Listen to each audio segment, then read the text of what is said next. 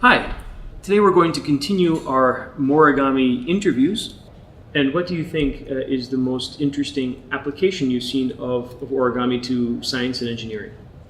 The most interesting application, maybe in architecture, I appreciate a lot these very simple shapes where you just make one fold and then you kind of add one singularity there, and it's amazing how it emerges these new shapes. So I very much appreciate the simple, very simple forms where you create something and we don't understand why. That's what I would like to understand. That makes me appreciate the most. Mm-hmm. Of course, there are these in so many fields that they are all fancy that I cannot say that someone is better than the other one, but yes, this is somehow closest, but I would think to contribute somehow at some point. From my perspective, it's something very, very interesting because for the engineering, you need to be able to visualize what you want to create. So I have noticed that students that practice origami, they have developed skills for three-dimensional or thinking in different dimensions. So it's very useful for prototyping and for product development. Yes, it's to understand symmetries. Yeah. And I mean, to have immediately when you go out from 2 dimensions and you have 3-dimensional objects, you should have something in your hands to look at. And even though when you create it yourself and you spend some time in making the modules, that's the effort somehow, which is very, very important there. So would you then agree that origami is a really good thing for students to learn if they're involved in science and technology and engineering?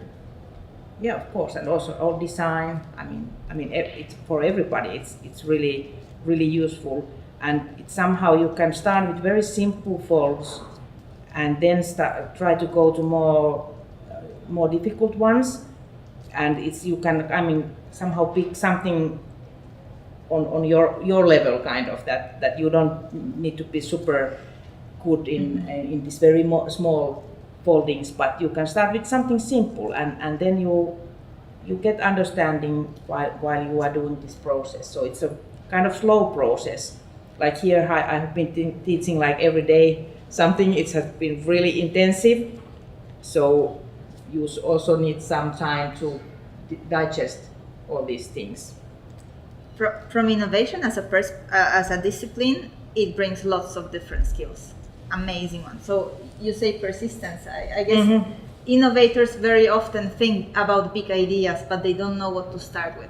And origami can really teach you how to start with something simple and proceed and learn. It keeps you focused as well.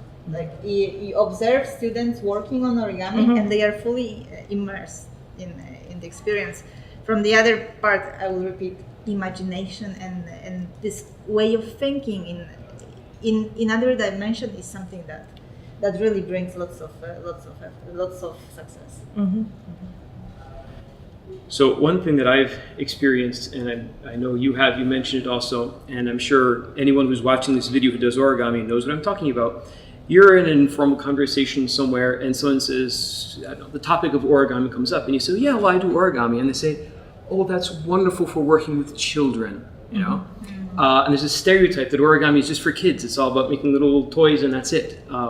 What would you say about that? Yeah, so origami is definitely good for all ages, and it's good to start it when you are a child. Very good idea. Mm-hmm. But also, I have been given some origami workshops for teachers in Finland, and what I also noticed that teachers also, they come from different levels, and they also have this attitude quite a bit. But then they also notice pretty soon that how complicated things you can come up with. So it's for all levels. To higher education, I have been using this for PhD students in mathematics. They appreciate a lot this. that they can learn about the structures, because the origami gives you like so many different ways to build the same things, and so you can really get more understanding. So because mathematics is about structures and understanding the structures very much. Some visual image you have in your head, and to make it like three-dimensional, it's so helpful. I think is that we need to differentiate the craft of origami from art of origami.